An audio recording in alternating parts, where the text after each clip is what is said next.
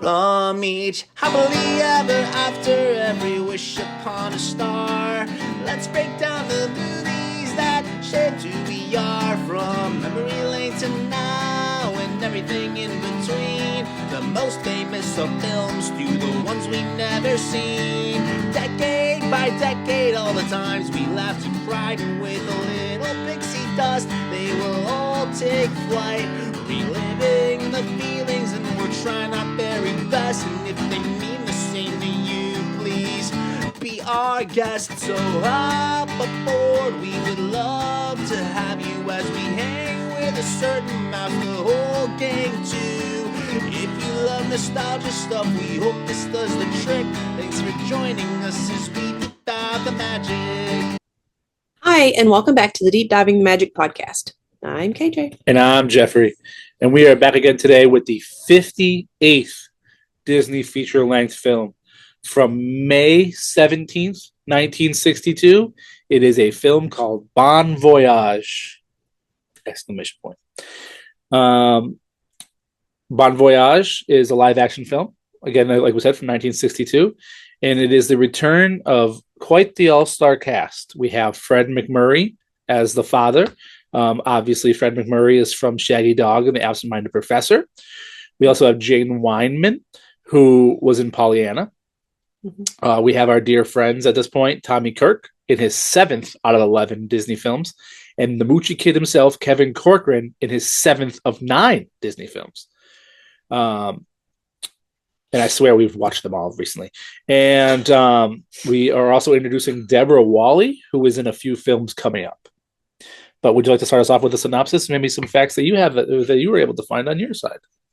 A family takes a long-delayed trip to Europe and finds an unending series of comedy adventures. Mm-hmm. What else you got? So it's a Disney family affair. It was, like you said, a live-action comedy. It's known for its family-friendly humor and heartwarming moments. It starred Fred MacMurray, like you said, who is a Disney favorite.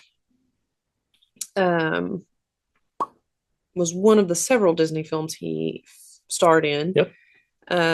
His reputation as the quintessential dad character was cemented by this role. Yeah, for sure. Jane Wyman's versatility. She played Katie Willard, the sensible and loving mother. Wyman is known for her dramatic roles, showcased by her comedic chops in this film. Yep. It's a Disney European adventure. Much of the film was shot on location in Paris, with scenes featuring iconic landmarks like the Eiffel Tower and Champs-Élysées. I think I just butchered that, sorry. And the Louvre.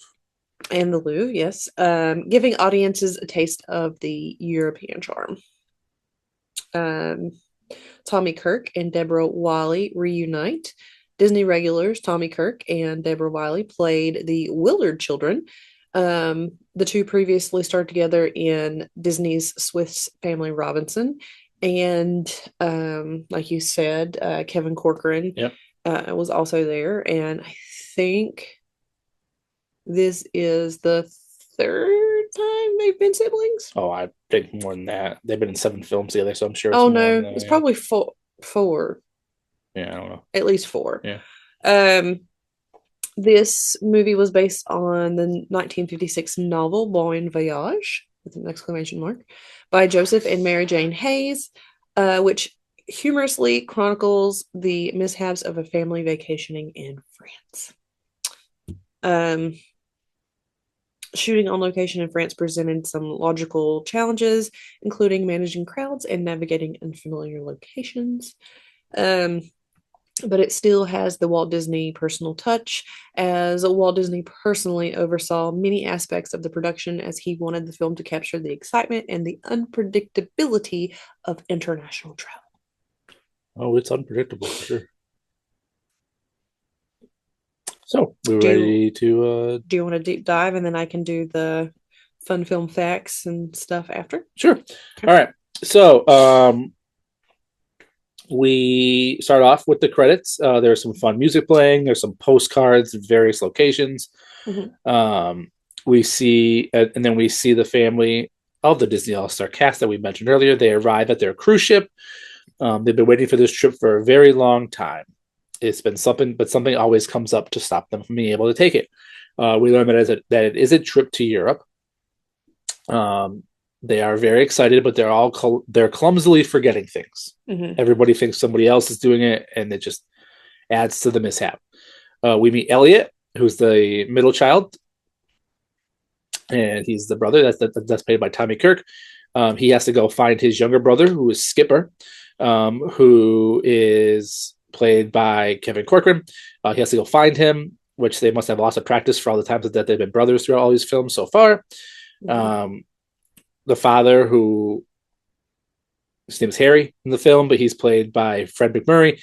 He has this giant fruit basket that he keeps dropping. We meet the daughter, who is Amy, who is already talking to a boy. And then An elevator lurker. Elevator lurker. That's what the dad called him. Yep. Yep. And then we also meet the mother, like we said, whose name is Katie. Catherine, they call her both throughout the film.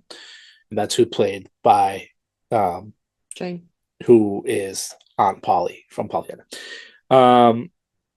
So they get out to the front to board the boat, but they realize that they can't find their two boys, so they have to wait with the two boys to come up with their passports. Because they had a family passport. Yeah, I never heard of that before. I never had either. I did look it up, and apparently it's like rare today, but I guess you can still have a family passport. I don't know if they quite do them the same way, and maybe it's more common across seas, but yeah. I did see that it's still a thing, but it's rare to have a family passport now, I guess. So Elliot's trying to find Skipper. He can't find him, but then we do see Skipper. He's playing in like the luggage net. So picture like the big net that catches all the fish. He's not technically playing in it. He's trying to get his mom's makeup back. Yeah. Out of the luggage thing. So he is, and the father goes to find him, and he gets wrapped up in the net too. And then they get brought up. They get pulled up and brought aboard. And that's a cute scene to start off.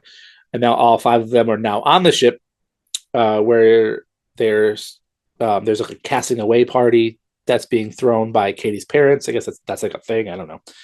It just seems like more trouble than it's worth, because you have to check everybody to get them in. Yeah. So how did the people for the party get on the boat? They did announce like all party goers to shore or whatever before they left. But yeah, but still, like, if the family trying to get on had to wait for each other for the family passport, and are the other people showing their passport? Like, how do you know they have a ticket? Yeah. Or why would, I don't know. Yeah, it was weird. Anyway. So they throw this, whatever, Catherine's parents throw this like bougie party for them. And you find out she's from Boston. She's from Boston. And everybody in a Disney film thus far, if you're from Boston, you get portrayed as a very snubby person. Yeah. So I support that. And we meet all these people who are throwing this party. They're talking about how Catherine was never a raving beauty, but she was handsome. And the people of the party, they love to gossip about Catherine, and Harry is having the time of his life with this because it's all about him. Then we see Elliot, who's sitting all by himself. He's very gloomily. He misses Ruth, and he wants to get off the boat. But they're like, no, we have to do this for your mother. We are all here together. Yeah. Ruth will be there afterwards. Elliot just seems like a very whiny person, and at the beginning of it, I was like, I'm not gonna like this character in the movie. And his dad sits him down and tells him, you need to stop this long face hocus pocus, because nobody's going to ruin your mother's trip. And then shortly thereafter, the mom and the dad are there together again, and they look over at Elliot, and then the mother says, Elliot enjoys suffering, you know this. Yeah. And it's like, what? So the ship finally casts off. The party people have to leave, and they start their journey. And it's at this point that Amy introduces her family to her new architect from Yale boy that she was seeing with earlier. Yep. So he went to Yale, and he's an architect. The the father is trying to get everybody to hang out together on this trip, but even the mother is too busy. She's getting her hair washed. So the skipper and his father decide that they're going to hang out together. Mhm. And no, sorry, not the skipper. The son's name is Skipper. So Skipper and his dad are going to hang out together. Moochie and Skipper, same kid. But they decide that they're going to go boxing because this ship randomly offers boxing, which I think was kind of strange. They play some weird like ring toss over the. Yeah, it kind of looked like tennis, but instead of a ball and racket, you use like a doggy chew toy. Yeah, like a frisbee, but it wasn't a frisbee. It was more of a ring. I don't know. They were throwing it back and forth. Harry, the father, he hurts his back playing ping pong.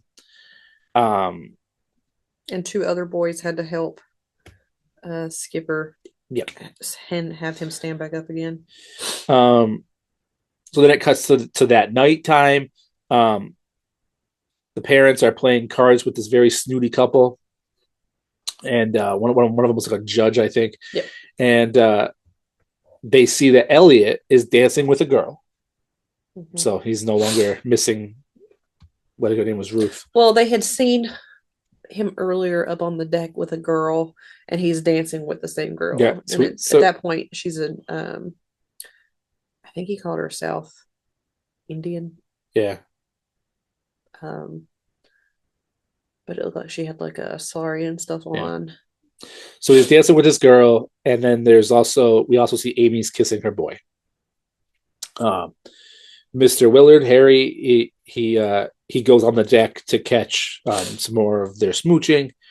And then the parents have a big conversation about which kid they should be more worried about. Harry thinks that they should be more worried about Amy, and Catherine thinks that they should be more worried about Elliot.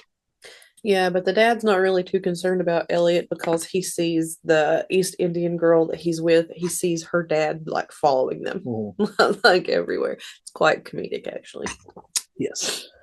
Well, the next day, Harry's just like laying on the ship, and Skipper finds out that he doesn't have to entertain his father, and he's all excited that he doesn't have to entertain his father. Mm-hmm. So clearly he felt like he had to. So then the father, again, Harry, I don't like to call him the father, but Harry goes into the ship's library to grab a book. I forgot like what kind of book he asked for, but he sees Amy studying like architecture because she wants to impress Nick, and they have a whole conversation about it. Mm-hmm.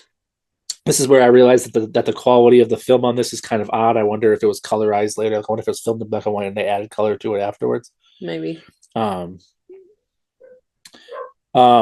then the boat is about to dock, and the mother and father have a whole big conversation about how Amy's feelings for the boy and how it's like the first big boy Amy's really had feelings for, and the mother wants her to like enjoy herself. What do you got on this scene? Anything? No, not really.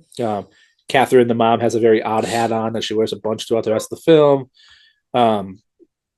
They make it off the ship, and they're on their way to Paris. They take this crazy taxi ride that almost hits a bunch of people, but they get to their hotel in Paris. Elliot does not want to do the touristy things. He wants to go to where all the action is. But Catherine says that the whole family is going to go to the Eiffel Tower immediately, which is that it cuts to them at the Eiffel Tower, and they're like taking in the views.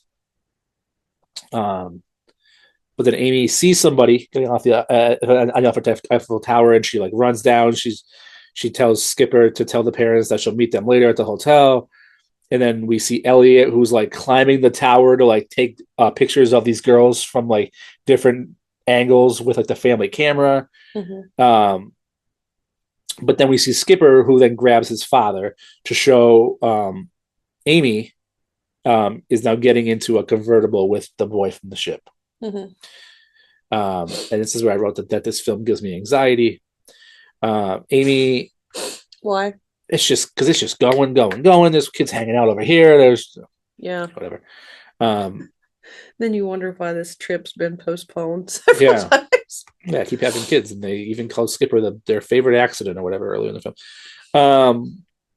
So Amy Amy then talks to her father about the boy whose name is Nick. She's quite confusing. She likes him. She doesn't like him. He doesn't care about marriage. He doesn't care about love. It's a whole big Because thing. his parents are divorced. Yeah. He doesn't believe in love because he says it doesn't last. So then she's talking to her father about it. He's not on board, but then he's starting to crack a little bit.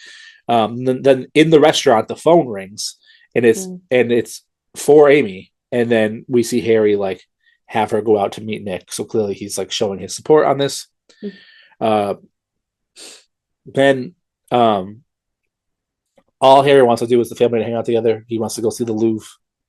But then Catherine's like, nope, one of my old friends lives here now. I'm going to go out with her instead. So she's not going to go to the Louvre. And Elliot's like, nope, I'm going to go show some more ladies the real Paris. Then he leaves. So it's father and Skipper alone again, and they're heading to the Louvre. But then I don't know, like, I might have missed something here, but like, I don't know if something was said, but like, all of a sudden they decided that they're going to take a tour of the sewer system first. Yeah, so he has Skipper with him, and then they were going to go do something else, but Skipper talks about how he wants to take a tour of the sewer system there because instead of the Louvre, of all things. Well, I guess on their way to the Louvre. Yeah. Because of the historic significance of it, I guess, like the structures and everything. So the dad reluctantly agrees. I mean, he is a plumber. Yeah. But so whatever, they take a tour of the sewer system, which will go exactly as you think it will. Halfway through, Skipper says that he has to go to the bathroom, and even though the dad's like, well, you should have waited till the hotel, whatever, he decides that he's going to sneak away and he's going to go down the sewer and he's going to find a place to go to the bathroom, which then causes him to become lost. But then his father, Harry, decides that he's going to go off and find him. Then the group finds Skipper, but nobody can find Harry. Harry is lost. He's like reading his French book, trying to like read the signs and everything. He's at one point he uses like his like lighter to read his book, and it says like flammable, don't use open flames and stuff like that. Yeah. And so he's lost, and he's like filthy. He's disgusting because he's been crawling around through the sewers. He finds like a manhole cover, but he can't get it open. And all he can do is like stick his finger out the manhole cover. So he's like sticking his finger out to try to get some help. I was so confused during this part because couldn't the people on the outside just lift it too? Yeah, probably. So the cop didn't. So then, like, how did he ever get out? So he sticks his finger through, and conveniently, it's at the exact same spot that Elliot is entertaining a lady, trying to pretend that he's from there, and Elliot pretends like he's rich the entire time. Yeah. So Elliot like sees the finger, and he like goes to the cop, and the cop just like stares at it, doesn't do anything. There's like nobody's helping. Somebody ends up stepping on his finger or like running it over with a bicycle or something. But then it cuts to the next scene, and we see a disgusting and irritated Harry. He's clearly now freed from the sewer, so I don't know how he got out, but he's back at the hotel. He's very angry. He's very just like, my finger's broken. Like, I'm disgusting. We find out that Amy and Nick had an argument, which is a running thing for this. And then Skipper tells his dad that he saw the Louvre on the way back. Oh yeah, so then Skipper's like, "Oh, the Louvre was amazing," and he's like, "Really? Like you went without me? Like that's all I wanted to do." It was on the way back. That's all I wanted to do. All the poor guy wanted to do. So then they decide that they're gonna have Nick show them around Paris, so that way he can get sick of them basically, and he'll leave on his own. So Nick shows Amy and her parents around Paris. Elliot goes off on his own, and I swear that they forget Skipper, but then somehow Skipper's just back with them in the next scene. We then catch a glimpse that Nick was trying to kiss Amy, and she pushes him away, and she runs away. Nick and Harry argue, and then it cuts to the next day. And the next day, for one reason or another, we find out that Harry is once again all alone. He's all by himself. So he's like, I'm going to the Louvre. Like, forget you all. I'm going. This is all I want to do. I'm going to go by myself. I'm going to go by myself, which I fully support. So So he goes out for breakfast. He asks for like an American breakfast, a black coffee, like a noir or whatever. Yeah, so he was ordering everything in French, but he was like consulting with his book every once in a while. But some of it you could tell he had remembered, so he was trying it. And the guy was like repeating it back to him in English, and he was like, "Yes, yes, like I'm doing it." But then a stranger lady joins him at his table for breakfast. She offers him a cigarette because Harry's all out. But then he's like, "No, I'm married." So then, like, he leaves. But then we see that exact same lady ends up going to sit with. Somehow she started talking to him about money. Yeah, because it seemed like she only came over there to talk to him because she thought he was rich American. Because he was an American. Yeah. So then we see later on that same lady's talking to Elliot, and Harry's like, "Yo, she's bad news. Don't do that." So, like, obviously we're not rich. Yeah. Back at the hotel, we see that Catherine got her haircut. She has this new haircut. She has like the Paris fashion haircut, and they get into like this whole argument about how Harry doesn't like her haircut, and all the guys are gonna be hitting on her now or whatever. And then Amy says that there's a party tonight, and that they've been invited by Nick's mother, Nick's rich mother. So they all get ready and they go to this fancy party. We meet Nick's bougie mother. And then Harry is just getting more and more and more drunk. He is just like taking drinks in these little tiny cups and just pouring them into a bigger cup, and he is just getting hammered. He just continues to get drunk at this party. Men hit on Catherine, so clearly her haircut is working. Nick and Amy argue even more. Catherine says that she wants to leave the party because all these guys keep hitting on her. But Harry is being drunk and obnoxious, and he just keeps drinking more. We see Amy sitting alone outside. Harry decides that he wants to fight the guy who's been flirting with his wife. But as he stands up, he drunkenly passes out. Yeah. Because whoever there he was talking to told him, he's like, "Oh no, that's not a drink you drink quickly. Like, you drink this one very slow." He was drinking it for sure. Obviously was not paying attention. So he passes out. So then we see it's back at the hotel. He like wakes up, he's like drinking water or whatever, trying to get his life back together. And then we see the suitor guy. What is his name? Rudolph or something? Yeah, because they call him, I think because they called him Rudolph. Yeah. Or Rudy. Rudy. So the suitor guy brings Catherine back home from the party. Catherine tells Harry that she's mad at him for not helping her at the party. They get into this argument. She says, "Damnation, Harry, damnation." Somebody there said they thought they saw you leaving with a young girl, but I knew that wasn't the case. I was sitting there thinking, he did leave with a young girl, but it was his daughter. Yeah, your daughter. And that he never even sits there and says, "Well, did you ever think I did?" He never makes anything more of it. So she says that she slapped her suitor for trying to kiss her. She throws her high heels at Harry. And they go up one at a time. They go out the window. Yep, she locks herself in the hotel room. And then the next day, they're going to the beach at the French Riviera. Elliot has this new fancy mustache. Time out. At one point, Elliot was like looking in a mirror, talking to himself, and he has on like one of those shirts that has like a pocket on the front, and he had rolled up something, but then rolled up money around it, so it would look like he had a wad of cash, and he just put it in his pocket, and he's like talking to himself about, money. Yeah, he like made this fake. Okay, now you can go to the beach. So they.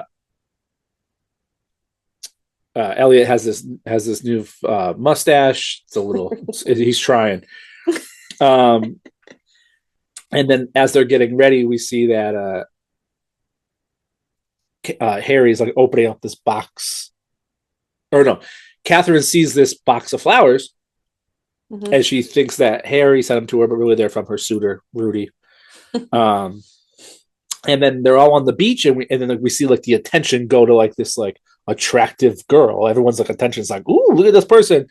And we see Amy is walking, like flaunting this leopard bikini down the boardwalk with this giant hat. Before it did that, Skipper was like looking at the beach through the binoculars, and he's like, "Oh boy, hey Dad, you want to see this?" And he's like, "Well, wait a minute." He's like, "No, you want to see this now? It's Amy." Yeah. So we see she's flying her way with this leopard print bikini. It was a very interesting. Nick goes up to her to like argue with her about it, causing her to like flee. She jumps right into the ocean to like swim away from him, which makes no sense to me. So yeah, she's hustling her aerobics in the water to get away from him, and Nick steals someone's boat to go after her. He like pulls up beside her, but she once again dives back into the water to get away from him. And then we see like Nick just like drives the boat like right up onto the beach. Yeah, it took him forever to get it restarted. Yeah, which allowed her to get away. And then she runs back up to her dad on shore and starts crying. And the whole time I kept thinking, he has on the most interesting shirt. It was like a, I don't know. They're on vacation. It kind of looked like a terry cloth button-up shirt or something. Yo, like you bought me one of those ones. A fuzzy like button-up shirt. I had never bought you anything. Remember like that shirt? Before. It was like this anniversary gift is cloth, and it was a shirt, and it was like not what you thought it was. That was linen. Yeah, that's what it was. No, that makes sense. This was not linen that he had on. It was like terry cloth or something. It had like a texture to it. I don't know. Anyway. So we also find out that there's only one more day, and then they'll be leaving for home. Like all of this we put behind them. They only have one more day.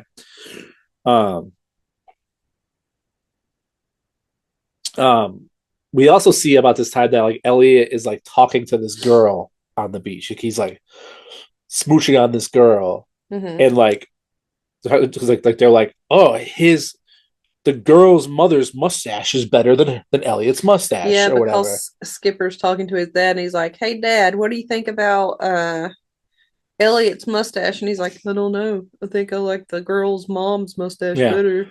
But and then you chuckled. But like, the foreign mother is clearly excited about homeboy's money.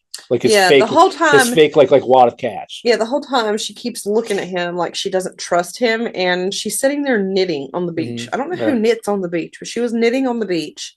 Then they order drinks, and then when they get their drinks, he's Elliot just tipping them. Pulls out his he's just tipping the guy. Again, yeah, and he pulls them off one by one and keeps handing them over. And then the mom's like looking to see what he has, and she's like, "Huh." So, and the daughter was also noticing the cash. So that happened a little while ago. I forgot to mention that. So then cut to in the hotel room. We see Elliot is with the girl and the girl's mom at the hotel room, and the girl is crying.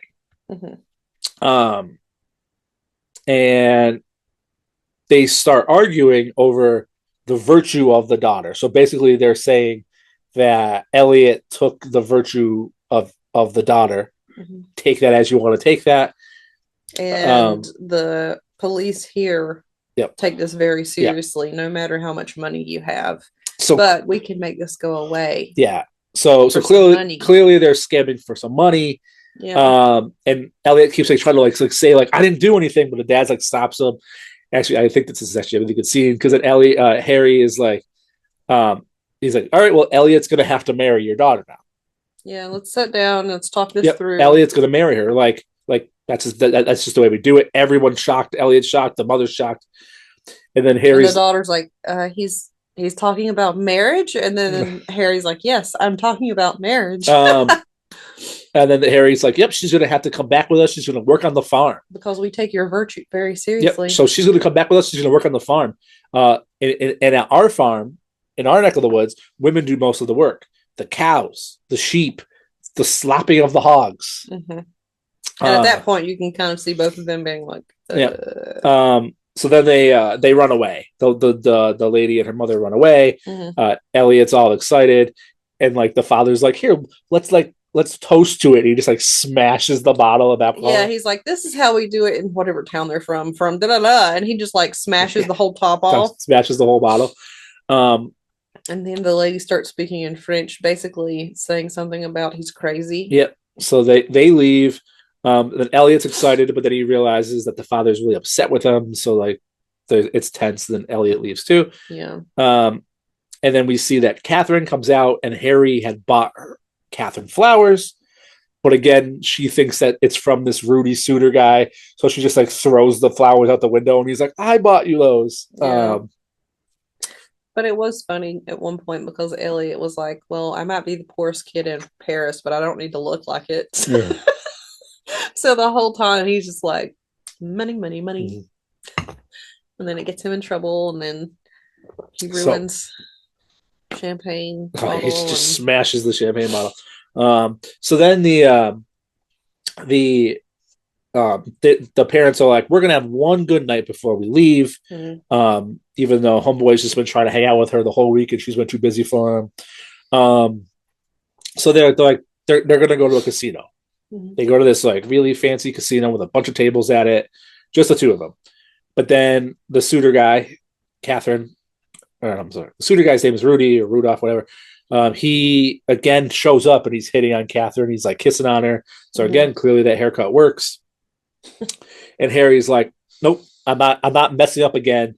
So he punches this dude in the face, causing him to fall over, knocking over all of the gambling tables. It is a straight up like Three Stooges, like this falls, then this falls, then this falls. Yeah, he knocked over at least 4 to 5 different tables from that one domino effect event. Yeah. But I would have to say, if you go to a casino, I feel like those tables are probably super sturdy. Yeah, not these ones. So I was just like, there's no way. So it's like this whole like over dramatic. I think like when we were talking about Babes in Toyland, where like the mallet was like preposterously sized. It was a preposterous thing. Like it just was everybody kept following. And he gets taken out by security, and they bring him out like all these like back doors. They keep like bringing him out all these like basically they want to take the crime out of the casino. Yep, and then they hand you over the border to the French police. Yeah. Which I thought that's where they were. I thought that's where they were too, but maybe they were I don't know. Anyway, so the last door he gets to, Nick pulls up, ironically, Disney magic, in his Camaro, and he talks to the guys, and then he tells Harry, he said, they said you can come with me. And then he kind of explains to them, he's like, this is what they were doing, like you were about to get handed over to the police. So Nick managed to get everybody else home, and that he's going to bring Harry back to the hotel. But on the ride, Nick starts asking a bunch of questions about like marriage and love. Yeah, he's like, I got some questions for you. And the dad's like, I've also got some questions for you. He talks about like, oh, you've loved your wife for 20 something years. And you still love her. You fought for her. You still love her. And asking questions about love, blah, blah, blah. You punched that guy in the face because you love her. And Harry says, I do. And I'd do it again. And I would do it again. Yeah. So then they get back to the hotel. Everybody's outside for whatever reason. And then he invites Nick in to talk to Amy. But Nick's like, nope, I'm leaving and I'm going to New York to take that job, which is something that we didn't touch on. But like the whole film, Amy was like, you got to get a job. And he was like, I'm a rich boy. I don't need to get a job. And like it was like laugh of the thing. He had said something about getting a job after he got out of school and everything, but then like his mom made a big to do at that party about how, oh, don't you love my money? Yeah. And you don't need to work. I can give you all this. And yeah. So he said that he's going to go to New York and he's going to get that job, that stupid job or whatever they called it. Just like Amy was saying all along.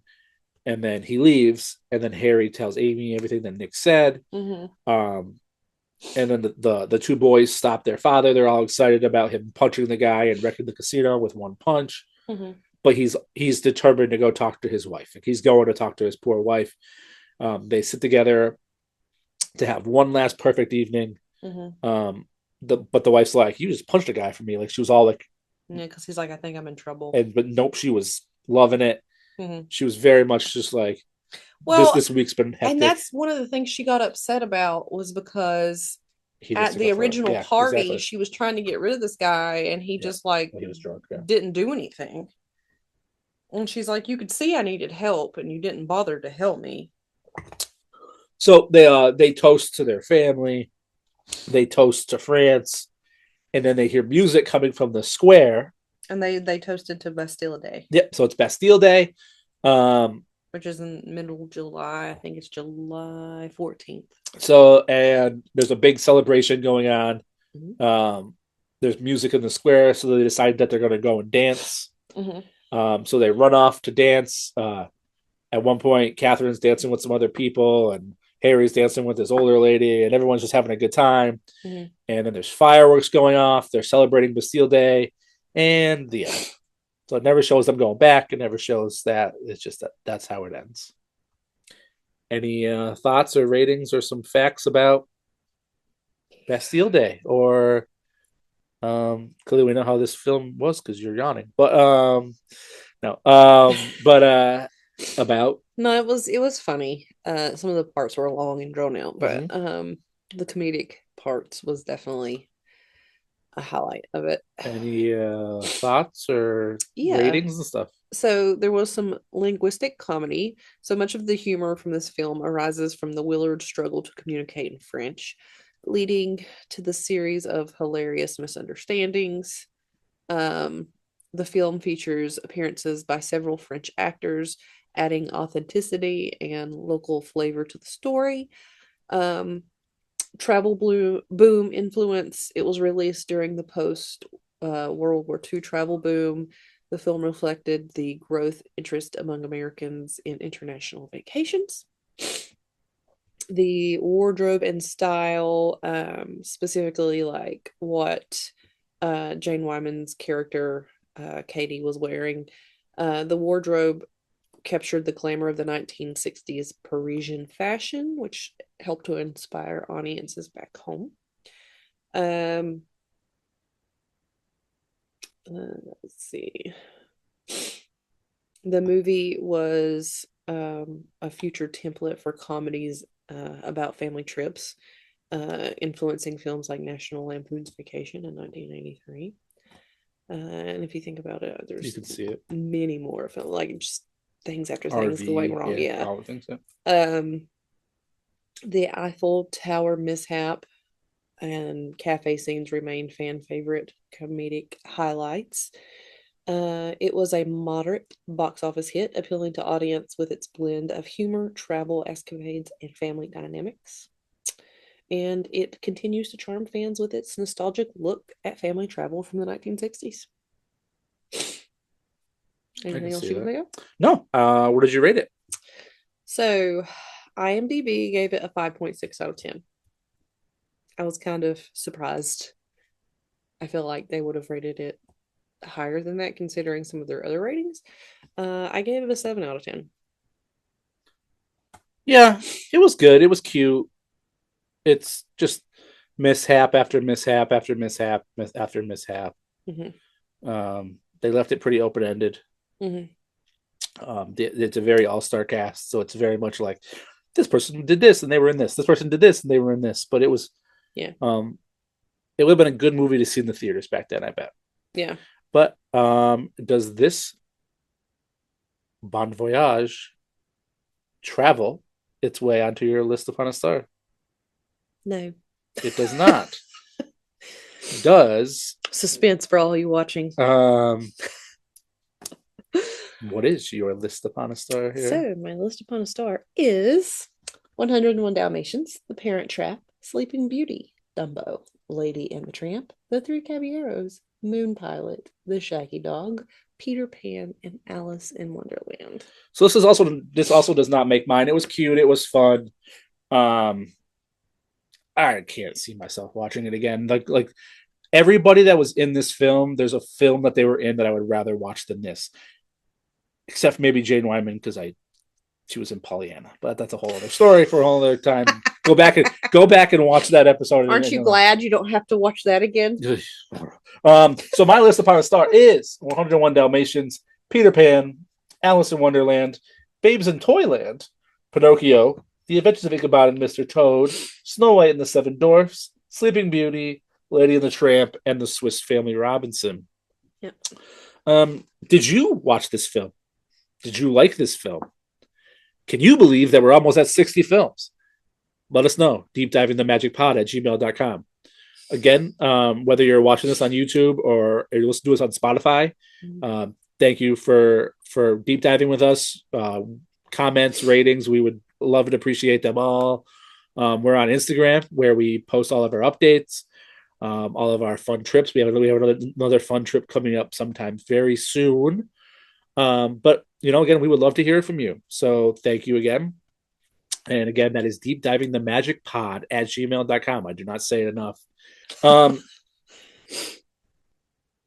for our next deep dive, we will be moving over to June from 1962 for deep dive number 59. It is another live action film. It's another film about a dog.